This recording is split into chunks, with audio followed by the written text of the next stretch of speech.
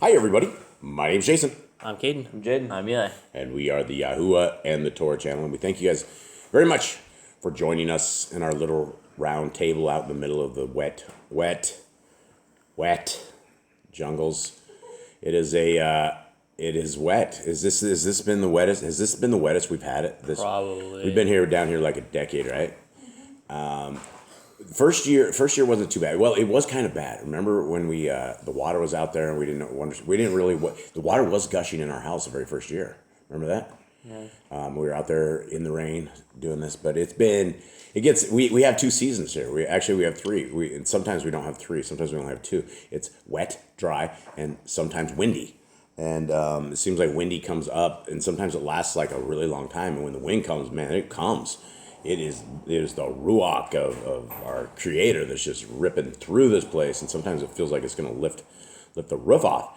But anyway, that's the trials and tribulations of the jungle. We hope that you guys out there that are in the concrete kingdom are doing far better, and those who are not in the concrete kingdom, we hope that you guys are surviving in all of your things. What you're looking at right before your eyes is the Yah Scriptures, and if you guys go to YahScriptures.com, you can get all the free versions of this. This is the greatest English translation of scriptures you will ever find.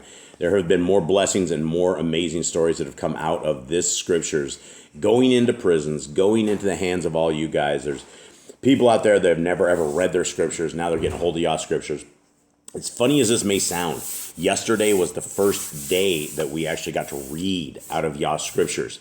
Now, a long time ago, we got our very first Yah Scriptures, which was blank. It was the same thing that you see right in front of you, but all the pages were blank. Then we got the other one, and it was the one we had to proof before all the rest of them were printed off and shipped out. We got it.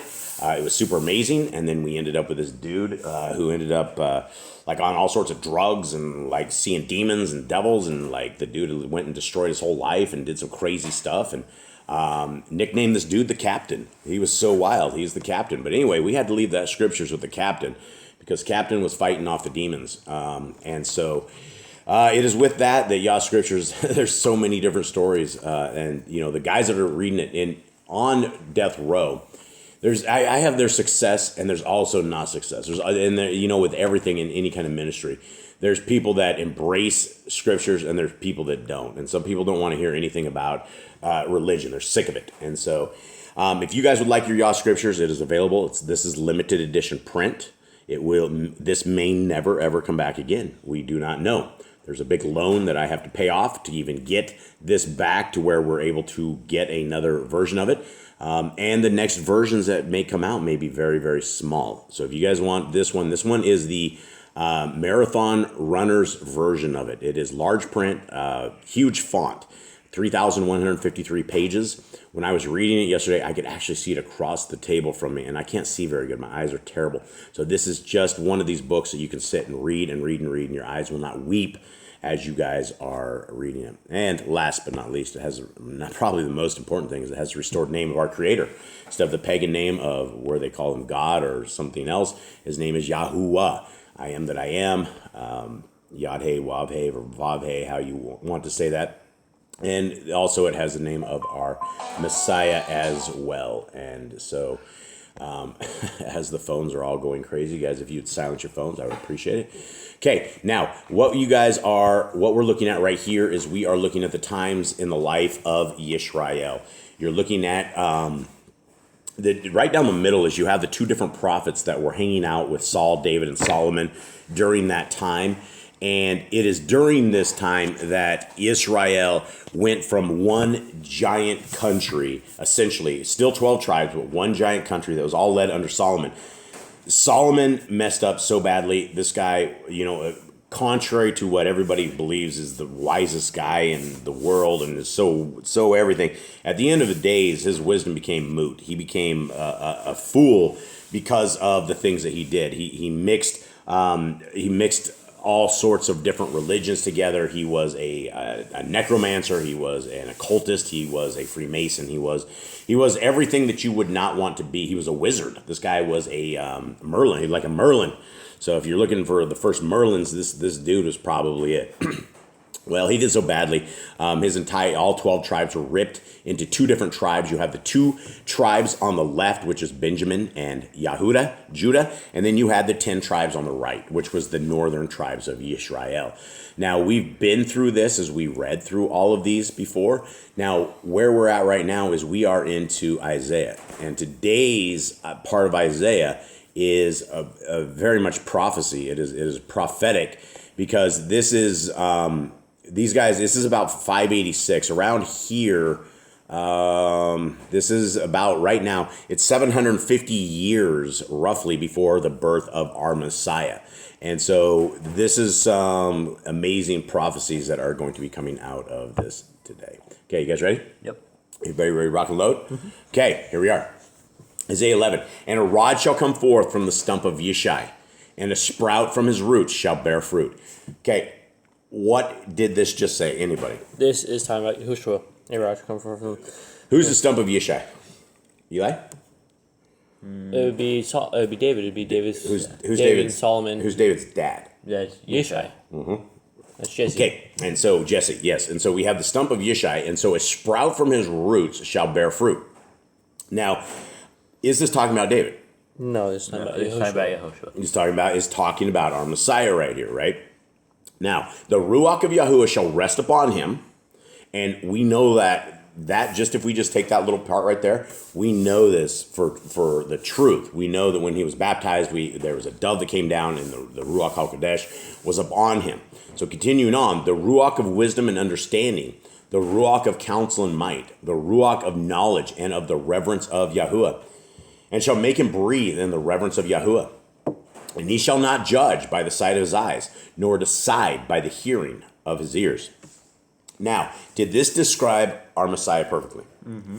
I mean, this is 700 plus years before our Messiah was ever born, before there was anything of this. And Isaiah is able to describe our Messiah very, very clearly. 4.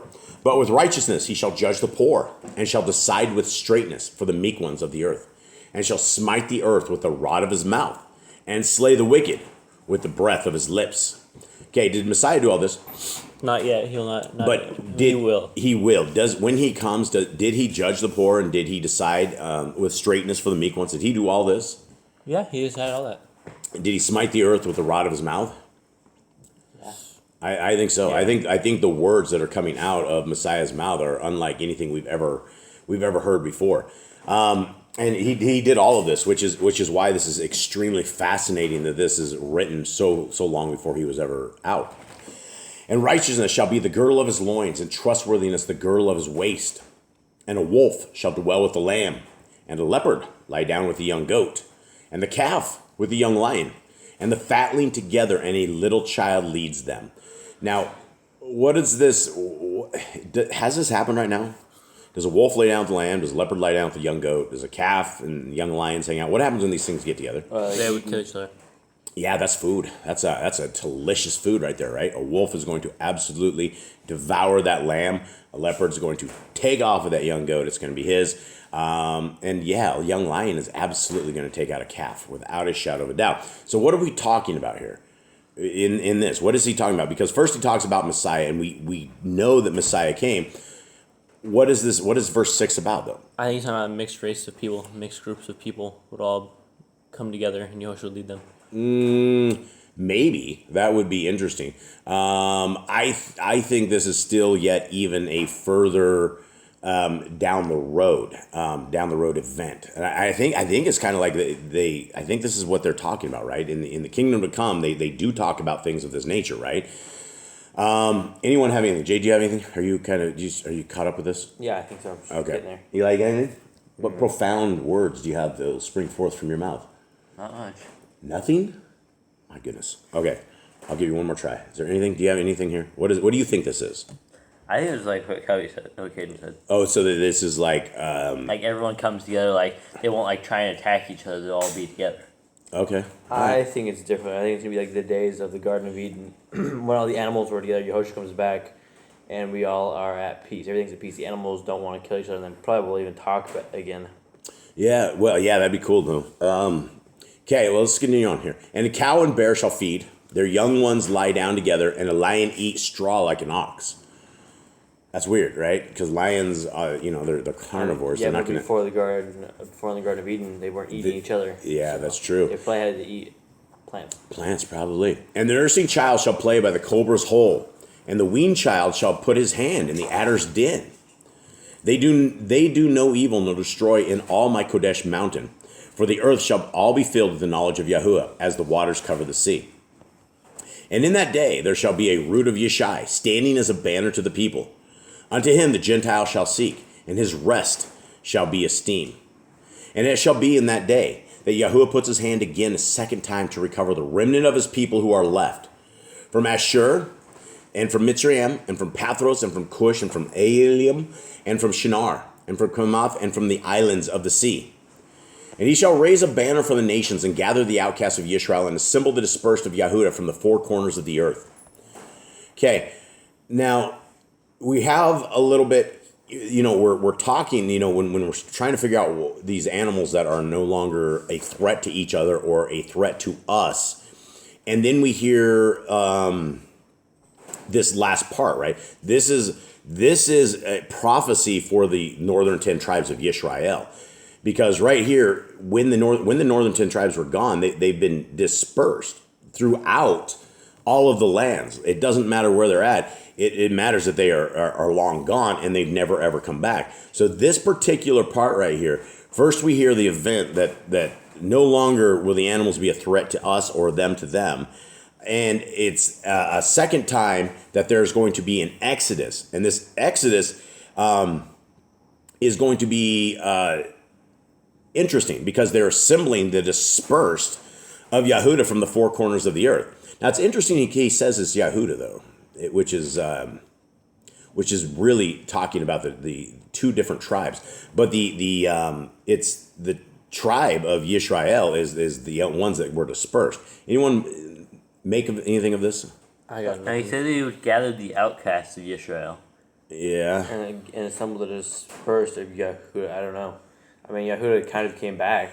Well, what's going to happen is basically it's going to be all tribes. It's going to be everybody that's coming back at this point. So perhaps that is what it is.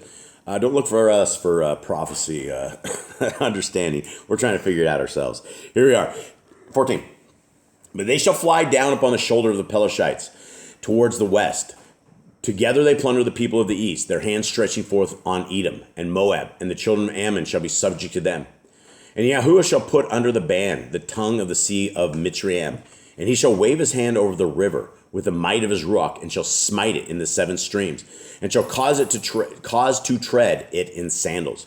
And there shall be a mighty highway for the remnant of his people, those left from Ashur, as it was for Yisrael in the day when he came up from the land of Mitzrayim. Okay, this, I really believe this is about the end of times. I believe that this is when our Messiah comes back and he's calling everybody from basically the four corners of the earth. Why it says right here in symbol the dispersed of Yahudah from the four corners of the earth, I don't know. I still don't know, but it is talking about Yisrael and it's also talking about Yahudah. And there's a second Exodus that's coming, and we can figure that this second Exodus, when we have a verse right here that it talks, where is it? Right here, 12. And assemble the dispersed of Yahudah from the four corners of the earth. Now, the very first Exodus that we had was an isolated event. It was a bunch of people in a country. And now the second Exodus, what we're looking at when the 10 tribes are and basically all of Yah's people are called from across the four corners of the earth, is I believe there's going to be another Exodus. But it's going to be a huge Exodus because it's going to be people from all over. Instead of it just in one little area, we're going to have to make our way back to Yisrael in some way, which is always interesting because, we have a feast of Sukkot, which is always trying to equip Yah's people with being able to hang out 7 days without, hanging out in a real house. And so there's a lot of things our Creator has done that is trying to do to equip us to be ready for this. And this is the thing. This could be any point at any time. We don't know. We know that there's going to be 1,000-year reign. We know that we're very, very close to the end of 6,000 years. So at some point, maybe in my lifetime, maybe in my kids' lifetimes, maybe in their kids' lifetime, I don't know, but it's very, very, very close. Because we're not going to get past that 6,000 years before Messiah comes. When Messiah gets to the end of this, right before we hit 7,000 years, is when he's going to be running this millennial reign, which is the point when all of us will be called from the four corners of the earth, which is where another commandment of obey the messenger that Yahuwah sends before us, because that's how our Creator works. He sends messengers to come and save his people, which has been throughout all of Scriptures. Anyone have anything to add to that? No. I'm not just rambling for my own health. Are you guys even listening to this? I listen. Is it making sense? Yeah. Are we good? Yep. Okay. All right, guys. Well, I guess that's it. Much love to everybody out there. We hope you have a wonderful, wonderful day. Shalom, shalom, shalom. All right, shalom. We're out.